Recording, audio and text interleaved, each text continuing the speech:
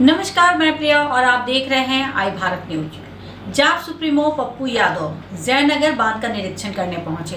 वहां पहुंचते ही उन्होंने मीडिया से बात करते हुए प्रधानमंत्री नरेंद्र मोदी और मुख्यमंत्री नीतीश कुमार के ऊपर जमकर निशाना साधा।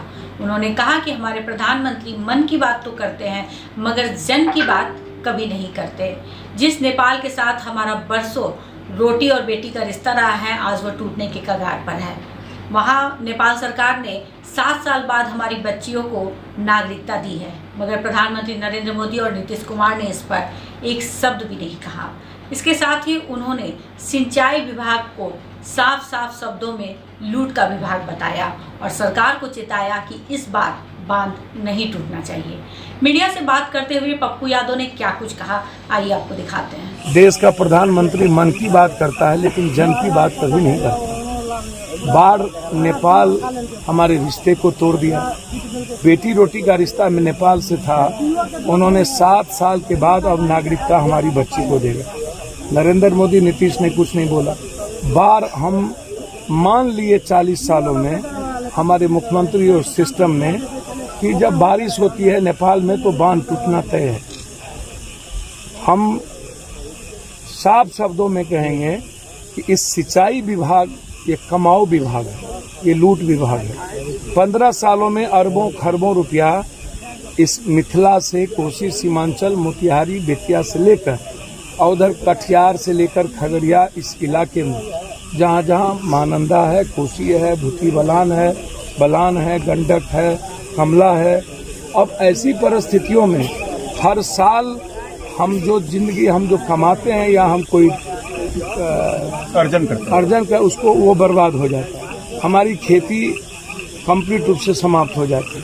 तो जिंदगी तो नर्क हो गई इस इलाके की। तो मैं सुशासन बाबू से आग्रह करूंगा कि आप एक घोषणा करिए कि किसी भी, अगले बार भी आपने कहा था किसी भी परिस्थिति में बांध नहीं टूटेगी, तो सीतामढ़ी से लेकर के मोतिहारी उस इलाके का लगभग बांध टूट गए। और जबकि 3 महीना पहले फ्लड फाइटिंग का काम हुआ, स्पर का काम हुआ और बांधें टूट गई। तो ऐसी परिस्थितियों में हम लोगों ने साफ शब्दों में हमारा झंझारपुर से लेकर के महानंदा तक के बांधों का निरीक्षण है। सरकार को हम चैलेंज करने और चुनौती देने आए हैं। इस बार यदि कहीं भी बांध टूटी और हम लोगों की जिंदगी नर्क हुई तो एक भी मंत्री पदाधिकारियों की जिंदगी सही सलामत नहीं रहेगी। हम आगाह करने आए हैं कि समय रहते हुए सरकार चेत ले और बहाना नेपाल नहीं होगा। जैसे अभी उसके मंत्री ने कह दिया कोरोना वायरस के चलते पटना में जल जमा होगा। उसके पहले जब डेंगू हुआ था तो बोला ठंडा के चलते होगी, जब चिमकी आया तो बोला गर्मी के चलते होगी, और अगले बार बाढ़ आया तो बोला नेपाल में बारिश बहुत होगी इसलिए हो गया। तो 15 सालों में आपने लगभग हजारों हजार लाखों करोड़ रुपया के लगभग आपने सिंचाई विभाग से इस मिथिला कोसी के लोगों की जिंदगी नर्क बना दी और सारे पैसे घर ले गए। तो मेरा आरोप है कि मैं चाहूंगा इस 15-30 सालों के अंदर इस इलाके में सिंचाई पर जितना काम हुआ उसकी पूरी की पूरी ऑडिट हो, उसकी इंक्वायरी किसी भी कीमत पर न्यायाधीश से हो। हमारे मुखिया जी ने, हमारे जिला अध्यक्ष ने, यहाँ की समिति और सभी लोगों ने किया। आज रात यहीं रुकना है और गांव के लोगों से, इस इलाके के लोगों से बात करेंगे और सरकार को यहीं से हम आगाह करेंगे कि ये हमेशा कमजोर मत समझे। ये जो कहावत है कमजोर की बीवी सबके भजाए और मजबूत की बीवी सबके माए, तो ये मिथिला कोसी सीमांचल कमजोर नहीं है, लड़ना भी जानता है और करना भी जानता है। इसीलिए हम आपको बहुत साफ बताते हैं। हर परिस्थितियों में हम सिर्फ इसीलिए आए हैं कि इसको आगाह कर दें कि आप पहले चेकिए और इस जो आपने ही हालात बनाया है ये प्राकृतिक आपदा नहीं होगी, ये मानवीय आपदा होगी। ये जो पदाधिकारी आपके अरबों करोड़ों अरबों लूटते हैं, यहाँ के स्कूटी, यहाँ के एसी, चाहे जिस भी कीमत पर हो। इसीलिए यहाँ से जाने के बाद जरूरत पड़ेगी तो हाई कोर्ट में हम रीट फाइल करेंगे।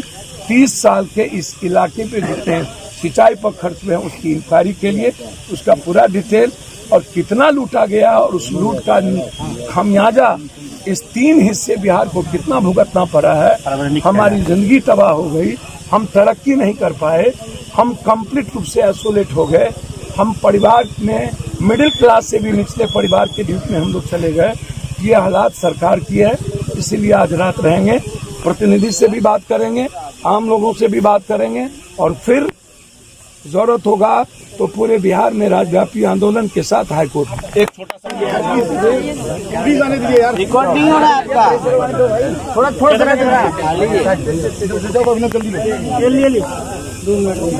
कहीं और दूरी बनाओ ना, आगे जा दियो, माइक लगा दियो ना, जल्दी 7 मिला सब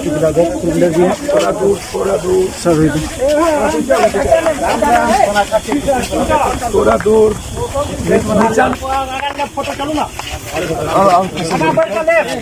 आगे बैठ जाओ, मीडिया वाला आगे बैठ जाओ, आगे गोपाल भाई चलो ना भाई,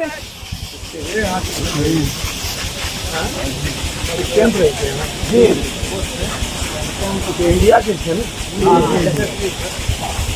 प्रणाम बाबू।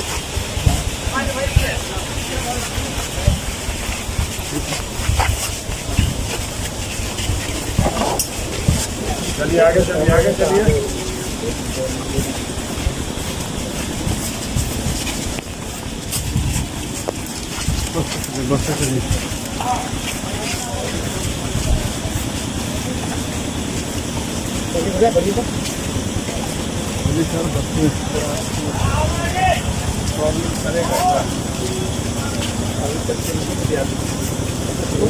गेले 2-3 दिन रहले सेम काम की, उन्होंने कहा कि अभी तक कुछ पॉजिटिव नहीं है तो